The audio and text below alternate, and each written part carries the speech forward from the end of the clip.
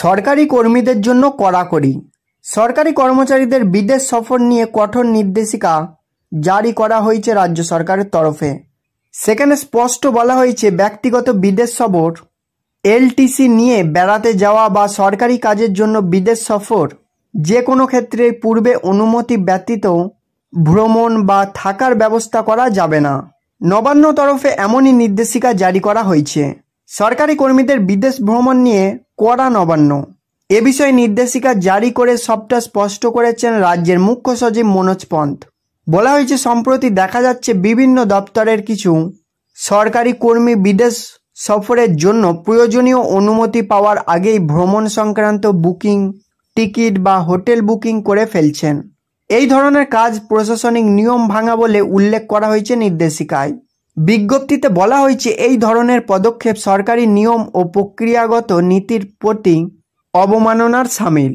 শুধুমাত্র ভ্রমণ বা থাকার ব্যবস্থা ইতিমধ্যেই সম্পন্ন হয়েছে বলে কোনো শিথিলতা দেখানো বা বিশেষ কোনো অনুমোদন করা হবে না বলে স্পষ্ট জানিয়েছেন মুখ্য সচিব মনোজ পন্থ।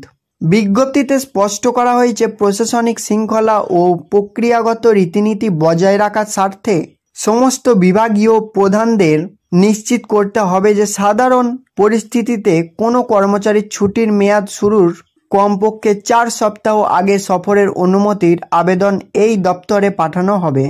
অর্থাৎ বেশ কিছুটা সময় আগেই অনুমতির জন্য আবেদন করতে হবে। শেষ মুহূর্তে অনুমোদনের জন্য প্রস্তাব পাঠানো চলবে না। প্রত্যেকটি সফরের অনুমোদনের জন্য একটি নির্দিষ্ট প্রক্রিয়া আছে।